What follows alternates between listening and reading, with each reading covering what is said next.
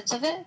When we go into the digestive organs, what's really cool is seeing how, I'm going to move this up, is when the diaphragm drops down, and hopefully you'll be able to see this second, when the diaphragm moves down, it compresses all of our organs down. So as the diaphragm contracts and presses down and expands the lungs, then it's going to compress the liver down, the stomach down, the intestines down. So there's a way that breathing really creates this whole like motility of our system. So and that's part of the importance of working with breath. System. So just take a moment to sit comfortably wherever you are, and you can even place your 2 feet on the ground.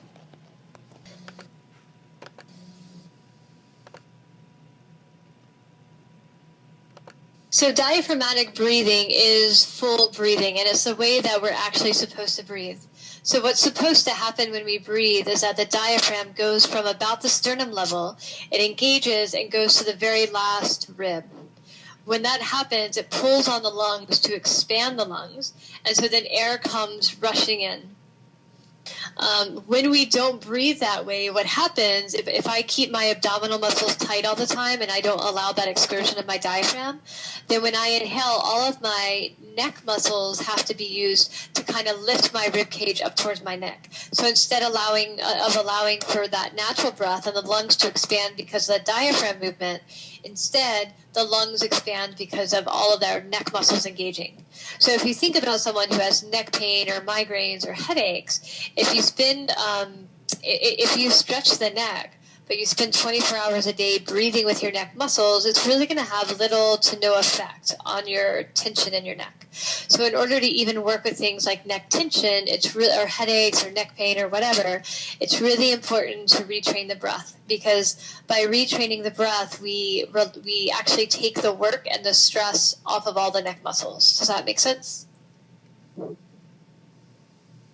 So just come sitting in a comfortable position with your legs, your feet on the ground, and close your eyes. And with your eyes closed, take a hand on your abdomen and a hand on your heart, on your chest. And simply begin to notice the way that you breathe. Notice how much expansion you have of the belly and of the chest. What moves first, how fast, how much.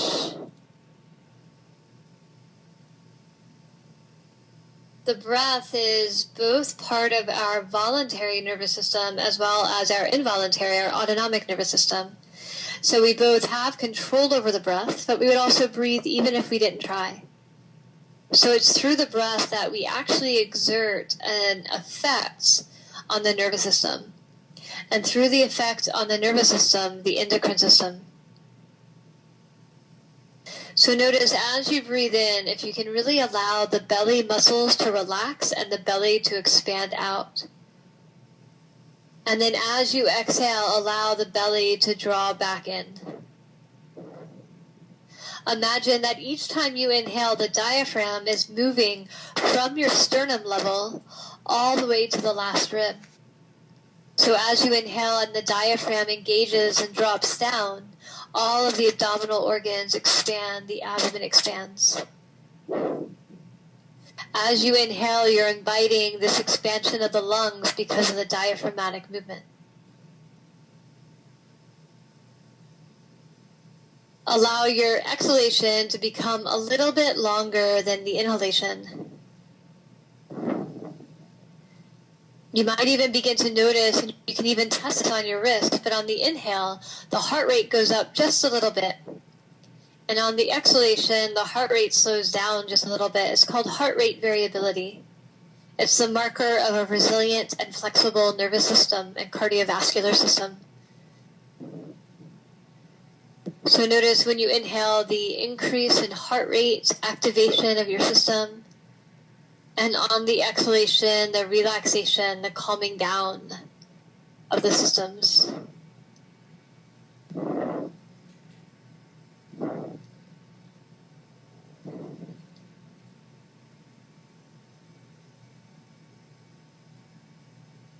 With this input into the nervous system of a deeper breath and a longer exhalation, that information travels from our nerves all the way to our spinal cord, our brain stem, and our brain.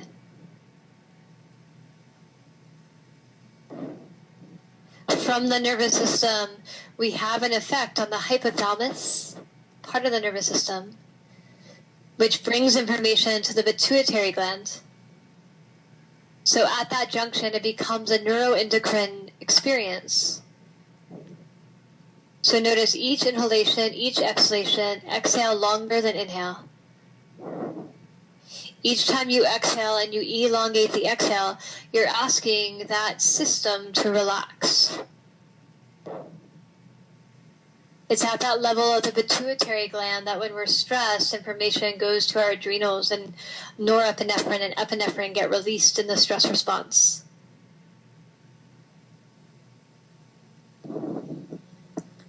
So by inhaling deeply and fully and exhaling deeply and fully, we're helping that system let go, to release, to not be activated.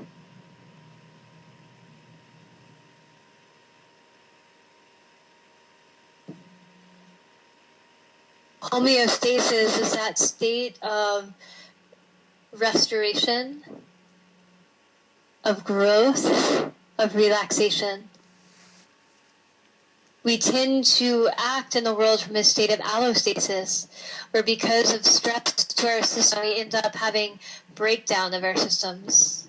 Because of an overactivation of our HPA axis, that neuroendocrine axis, we end up with cardiovascular problems, digestive problems.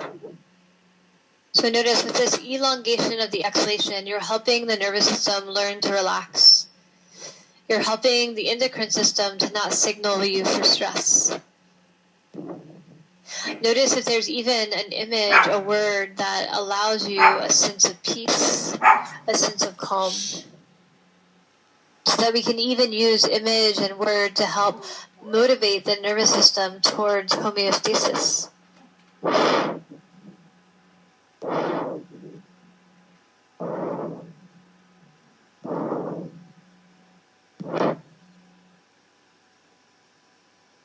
On a more micro level, as you inhale, oxygen comes into your system.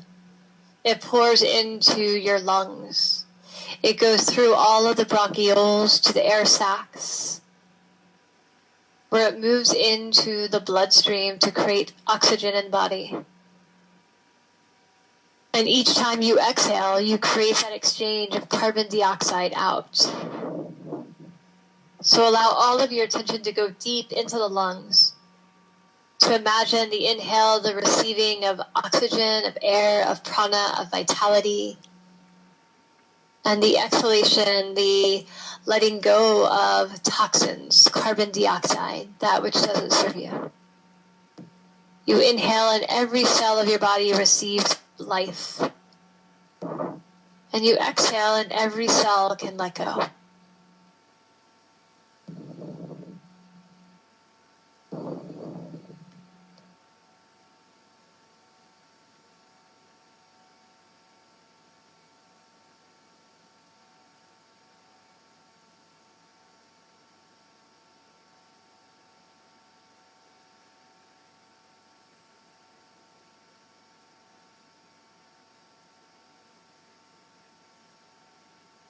Take just a few more moments here, imagining that transfer of nutrients, of oxygen, of information.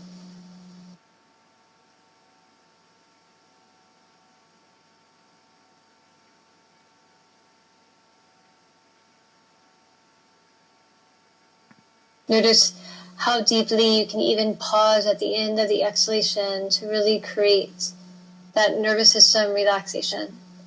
That calms the mind, it calms the heart rate, it relaxes muscular tension.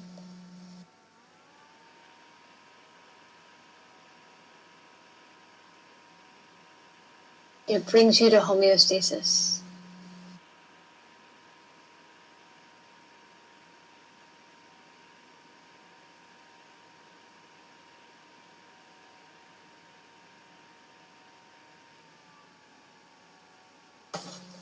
Taking one more deep breath in.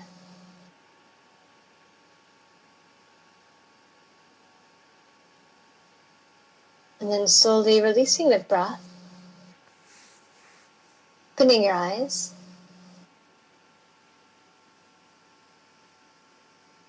And just type in a few words about how that felt, any questions that came